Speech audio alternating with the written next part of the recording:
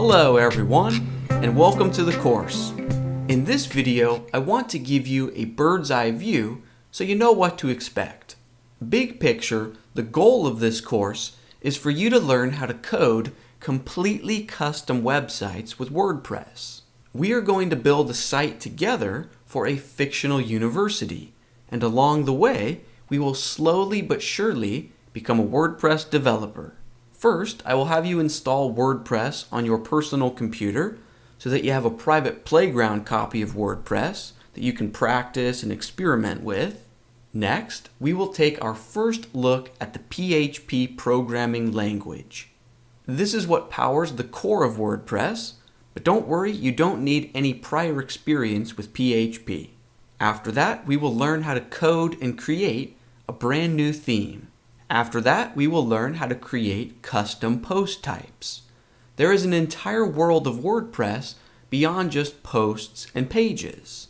For example, let me show you the admin dashboard for our finished product in this course. In my sidebar, we see posts and pages, just like in a normal WordPress installation, but I've also got campuses and events, programs, professors, notes, likes. And each of these post types has its own unique set of fields, instead of just a generic title and body field. So for example, if I click on professors, and then if I click to edit my professor named Dr. Barks-a-lot, yes, we do have the generic title and body field, but we also have page banner subtitle and page banner background image, which if we view this post on the front end, those fields control this background image that is unique to just this professor page. Here we see the page banner subtitle just for this one professor. And also, if we scroll down a bit, we see this related programs field. So in this left-hand column, you can choose from the different programs or majors that are available at this school, and you move them over here to say which one this particular professor teaches. And then this relationship between professor and program gets reflected on our front end. So on this professor page, if I scroll down, we see subjects taught, biology. This allows us to create relationships between different pieces of content. And this opens up all sorts of possibilities. So for example, if I click on campuses up in the header, we've got this interactive Google map with pins on it, and each pin is a campus post. So for example, we've got our downtown west campus, and if I click on that, it takes me to that detail screen for just this one campus, and if I scroll down, we can see programs available at this campus, math.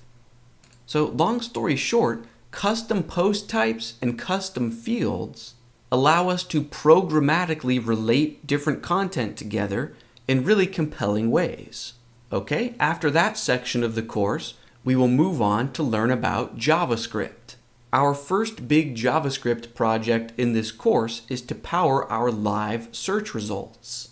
So for example, I can either press the S key on my keyboard, S for search, or just click this search icon up in the top right, and that opens up this full screen transparent overlay, and my cursor is automatically placed in this search field, so I can just start typing for whatever I'm searching for, and on the fly, in real time, we get our search results. And not only that, but they are organized by the content type. So I searched for biology. Here we have any related blog posts or pages, programs, professors, related campuses, and even any upcoming events that have to do with biology. Now, there's really two main aspects to the JavaScript here. Part one is the JavaScript to power the actual user interface, right? Opening and closing the overlay and responding to click events, things like that. And then the other aspect of the JavaScript is actually communicating with the WordPress server on the fly in real time, right? Because when someone searches for something, we need to send that search string to the server, and then on the other hand, we also need to receive this incoming data from the server. And all of this needs to happen in real time. So this is a great exercise to learn all about JavaScript. I think you're going to love this portion of the course. Just a bit of a spoiler, the WordPress REST API is what makes all of this possible and very elegant to set up. Okay, then in the next section of the course, we will learn about user roles and permissions. So if you want to have multiple people help maintain the website, you do not need to give everyone administrator access. So for example, if you wanted to invite a friend or a coworker, and the only thing you wanted them to be able to do is manage the event post type, you could set that up. Or if you wanted someone to be a campus manager, you could restrict them to only be able to change those type of posts. Or you can mix and match different permissions. Maybe someone should be able to post into the blog and manage programs, but that's it. The possibilities are endless, and learning about roles and permissions will really open up new collaboration doors. Moving on, in the next section of the course, we will allow open registration. So for example, if I log out, I'm currently signed in with my admin account, but I can click log out. And then if I visit the website again, you can see that if a stranger visits the website, they can log in or even sign up. So with open registration, any random visitor can sign up for a basic account. And once someone with a basic account signs in, that gives them access to two new features. The first feature is My Notes. And in this portion of the course, we really sink our teeth into the WordPress REST API. We basically create our own mini single-page application. So if a student brings their laptop into a lecture hall, they can take a note, biology note number 5, and take a few notes, right? Lorem ipsum, class was amazing. Click create note. On the fly, it gets added here and saved into the database. They are free to create another note, math note number 1. Did you know that 2 plus 2 equals 4? It's true. Go ahead and click create.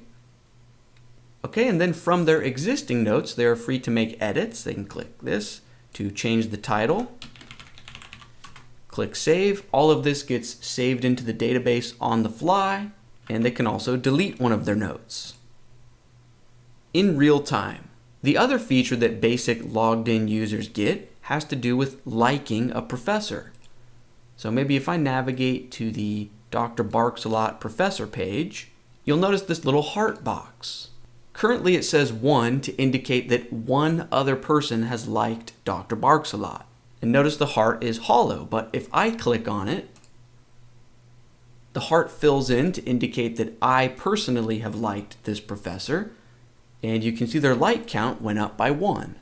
And thanks to JavaScript and the REST API, all of this happens on the fly. So if I immediately decide that actually I don't like this professor, you can just click it again to toggle or remove your like. And all of this data is getting saved into the WordPress database. After this section of the course, I show you how to push or deploy your website live up onto the web so that the entire world can view it. And if you don't have a web hosting account to practice with, that's okay. This course gives you access to a free 3-month educational hosting plan, and it really is free in the truest sense of the word. You do not even need to enter a credit card or any form of payment, so there's no way they can automatically bill you at the end of the 3 months. Okay, so that way everyone has access to a web host, so you can practice deploying a site live.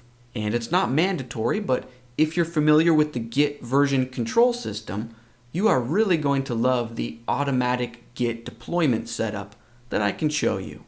And finally, we end the course with a few extra credit challenges. So there's the bird's eye view of the course. I'm really excited to get things rolling. My goal for this course is to give you lots and lots of small victories.